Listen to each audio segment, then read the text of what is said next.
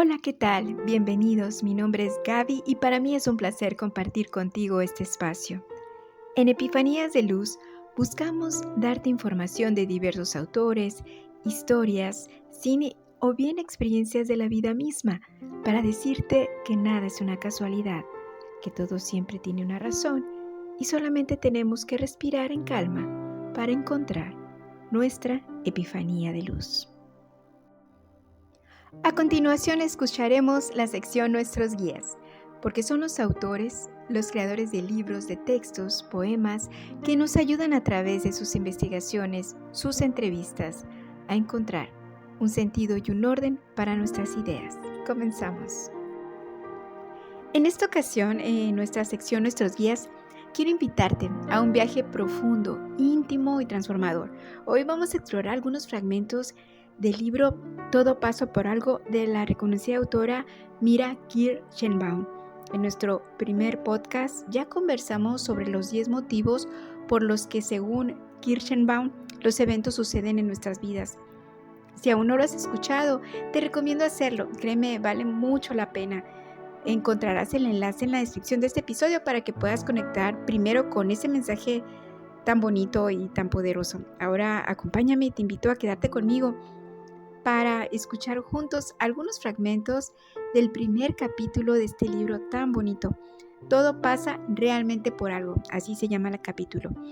La autora nos comparte la historia de Scott, uno de sus pacientes, un hombre que, tras haber dado pasos importantes hacia una vida plena, fue sacudido por un diagnóstico devastador: linfoma no Hodgkin.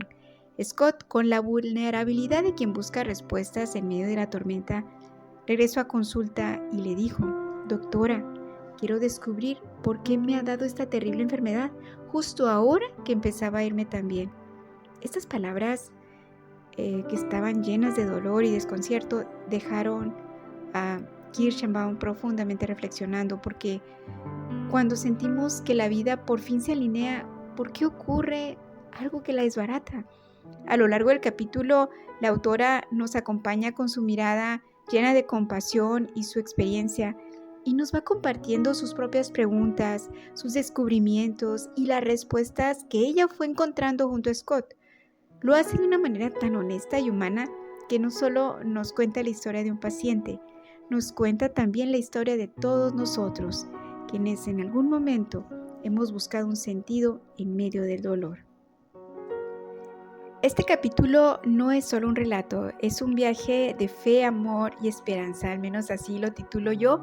Espero te guste tanto como me gustó a mí, y por ello pues es una invitación a comprender que incluso las pruebas más complicadas, más difíciles, pueden transformarse en enseñanzas profundas y en oportunidades de crecimiento.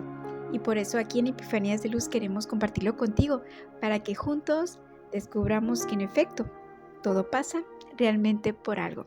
Comenzamos. ¿Será verdad que todas las cosas ocurren por algún motivo? Después de todo, es bastante sorprendente afirmar que, sin importar lo que le ocurra a uno, se descubrirá algo valioso de ello, o bien que eso era justo lo que se necesitaba. Aunque resulte sorprendente, en verdad he tardado mucho tiempo en entenderlo, pero ahora comprendo que inclusive el peor desastre, y me han ocurrido varios, trae consigo maravillosos regalos, oportunidades ocultas o lecciones para mejorar nuestra vida. Y estoy segura de que no podrían habernos llegado en algún otro modo. Si una persona de cabeza tan dura como yo he llegado a entender esto, estoy segura de que todo el mundo puede entenderlo. Deseo asegurarte lo siguiente: cuando descubras el verdadero significado de los eventos en tu vida, todo cambiará. Te sentirás más fuerte, y el hecho de entender que todo tiene un significado te inspirará una gran confianza.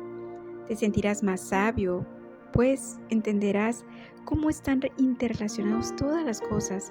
Te sentirás más en contacto contigo mismo, porque comprenderías que estás viviendo de la manera correcta. Saber que hay un motivo para todo lo que ocurre también nos ahorra el sentimiento de culpa.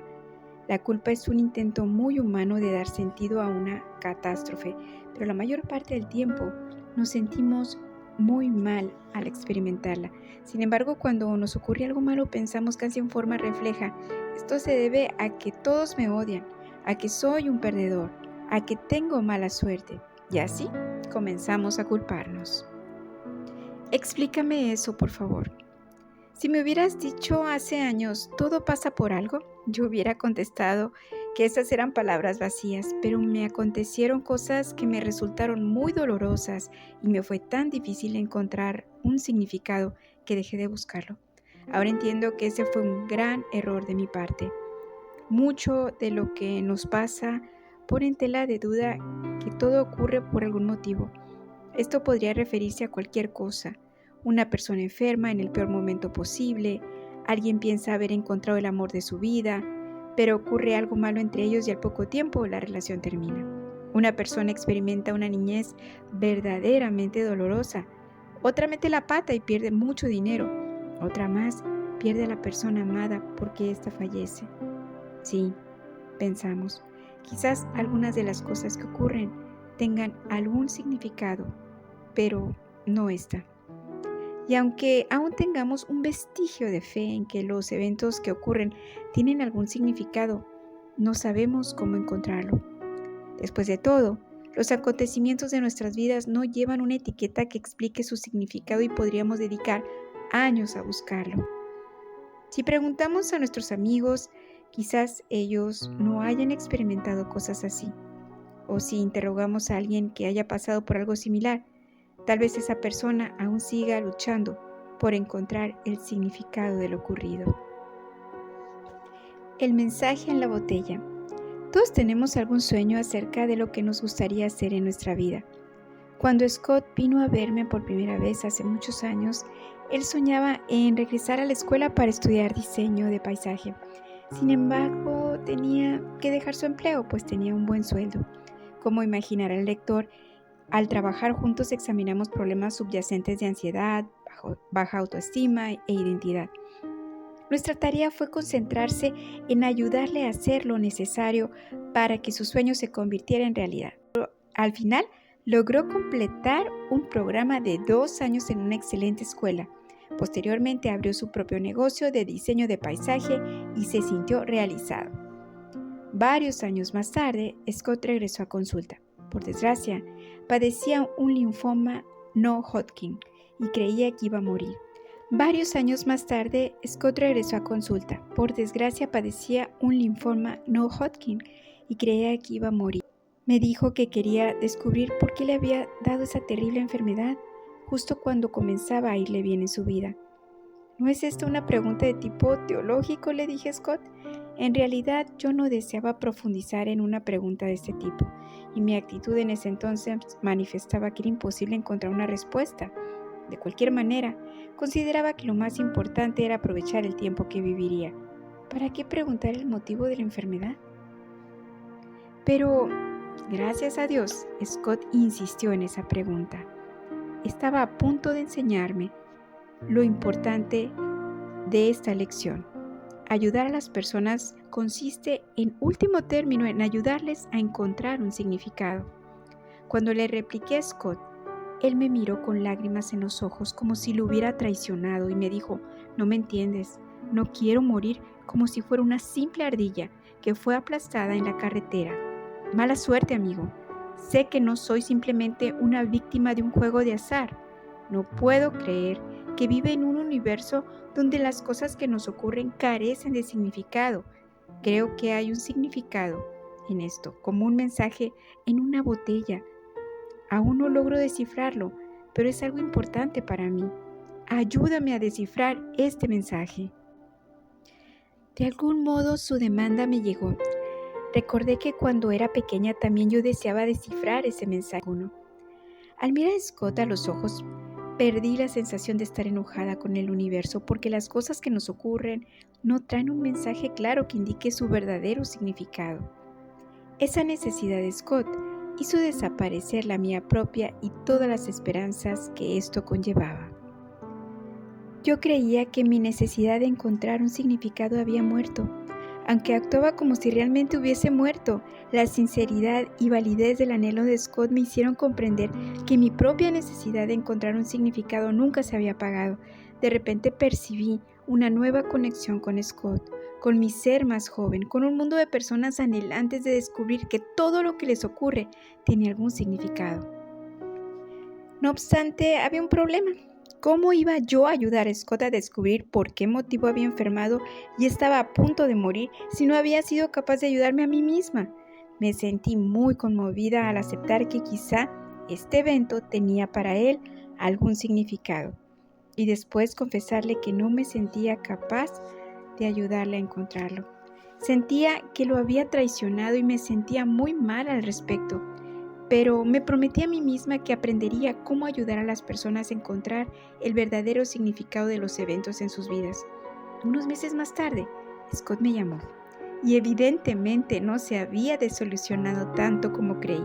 Sin duda, todos sabemos cuán difícil es la búsqueda del significado, pero percibí una nota de triunfo en su voz. Ya entendí por qué me enfermé, me dijo. Mira en qué momento de mi vida me ocurrió. Había progresado mucho, pero aún me sentía temeroso de hacer varias cosas, como viajar en avión, tener confrontaciones, recibir malas noticias y muchas otras más. Haber enfermado me dio el siguiente regalo. Día tras día aprendo a no asustarme de nada. La muerte es la confrontación más grande y tras haberla enfrentado, ¿cómo es posible sentir temor de algo menor como el hecho de que alguien te rechace? Te diré algo, los cobardes mueren 1000 veces, los héroes una sola. Prefiero vivir una vida corta sin temor que vivir como muerto una larga vida llena de temor. Y jamás hubiera descubierto esto si no hubiera enfermado. No sé cuánto tiempo me quede de vida, pero el tiempo que sea, me sentiré más vivo y menos temeroso que antes. Todo el que sobrevive a algo grave siente que goza de tiempo extra. Scott sentía que gozaba de ese tiempo adicional, aunque pensara que estaba muriendo. Entender que había un significado en lo que le estaba ocurriendo y descubrir cuál era, fue algo importantísimo en su caso. También para mí fue de suma importancia. Espero que este capítulo te haya gustado. Realmente son solo fragmentos de este capítulo, pero lo más importante es, como nos dice la autora Mira Kirschenbaum, es su significado, lo que realmente importa, el tiempo. Y bueno, solamente para terminar, te puedo decir, al final, el cáncer de Scott fue curable y continúa bien hasta la fecha. Si han resonado contigo estas ideas, te invitamos a que nos escribas a Instagram, Epifanía de Luz 73. Nada es una casualidad, como lo decía la doctora Elizabeth Kubler-Ross, nuestra autora favorita. Si escuchaste este podcast por alguna recomendación o llegaste a él tan solo por un accidente y ayudó para decirte que todo va a estar bien, entonces hemos cumplido el objetivo. Y recuerda, quizá la vida quiera manifestarse o revelarte algo en una situación por la que atraviesas. Solo cierra tus ojos, porque tal vez la vida te susurre una epifanía de luz. Muchas gracias por escucharme. Se despide Gaby y solo ten presente que somos sincronía. Mucha luz y amor para ti. Te deseo lo mejor. Nos vemos en una próxima emisión.